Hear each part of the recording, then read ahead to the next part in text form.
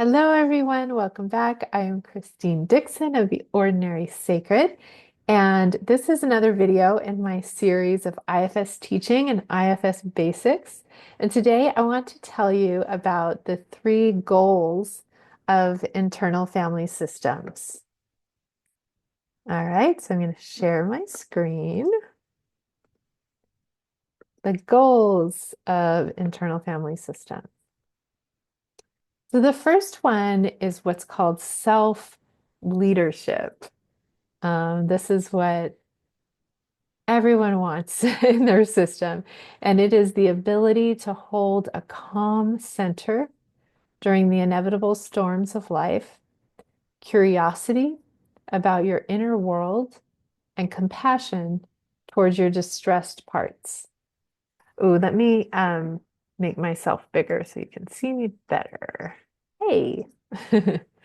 So, as you can see, if you're familiar with the 8 C's of self, which we'll go over later in this series, but I'll just give you a preface. They are calm, uh, curiosity, compassion, clarity, connectedness, creativity, confidence, and courage. And so you'll see 3 of those C's: calm, curious, compassionate. Centered could kind of be one as well. That would work. Because the self is not just about the C's or the P qualities. It's really a state of being.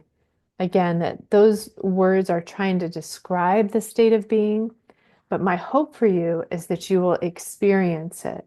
And you can take those C words and just really try to tap into moments in your life where you have felt that or you have embodied it and really feel the feeling state to get in touch with it. Because some people can say, "Oh, I don't think I have a self. I think everyone else has a self and not me."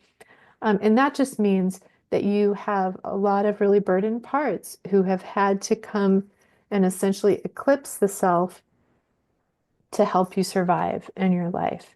And so there's nothing wrong with you. And I guarantee that there is a sun behind those clouds and that you do have a calm, curious, compassionate center. But when we use IFS, and we'll kind of see in the next one how this happens, but there's what Dick Schwartz calls a virtuous cycle, where we can access just a little seed of this self energy and with which to give curiosity and compassion and calm to the parts of us that are not that, right? That are stormy, anxious, judgmental, angry, fearful, whatever it is. And they meet together.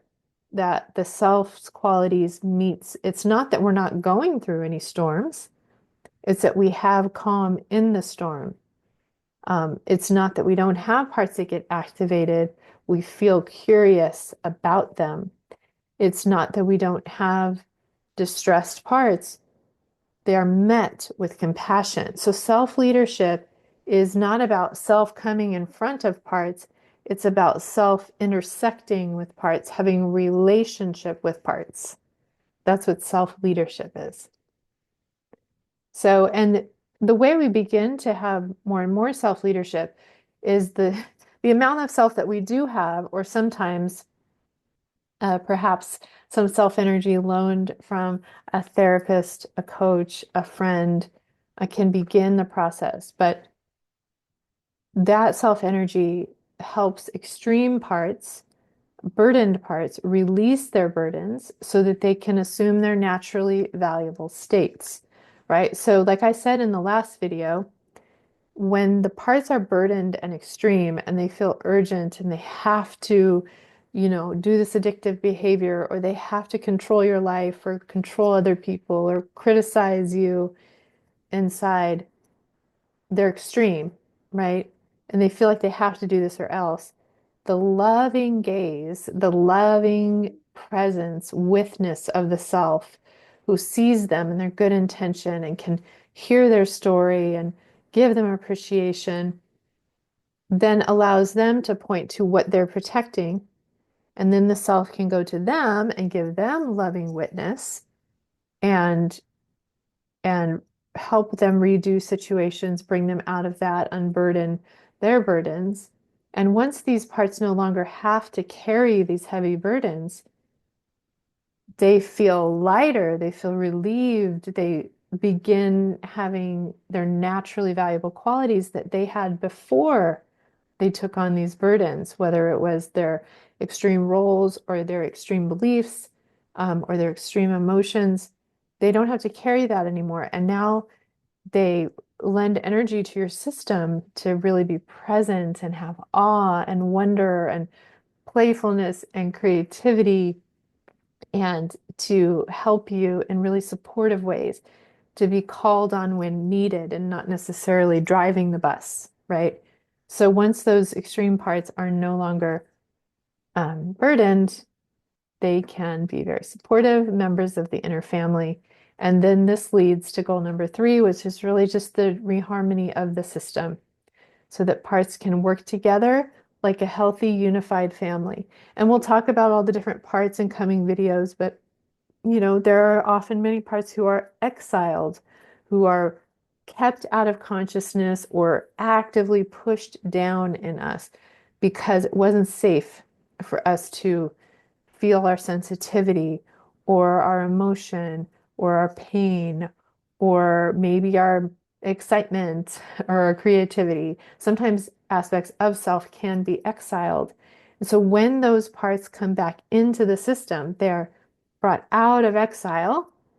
They are no longer exiles, they are naturally valuable members of the inner family. And instead of certain parts pressing down other parts and then trying really hard to come up, they're all working together, communicating, they're all heard by the capital S self, and they're all contributing to helping the system not just survive, but thrive, right? So it really is like uh, the picture of a healthy family on the outside is exactly the same as a healthy family on the inside, where everybody's point of view is taken into account, everyone's needs and values are considered, everyone has a seat at the table, there's healthy communication and problem solving, there's fun and connection between the family members.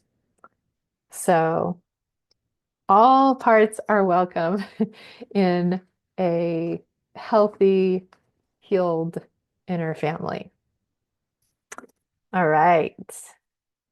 So, what do you think about those goals? I have seen in some publications, some people talk about 4 goals. I'm trying to think if they add another one or if maybe one of those is split into 2. But if you've heard of other goals of IFS or you feel like you want to add something or you have a question about those goals, please feel free to leave them in the comments below.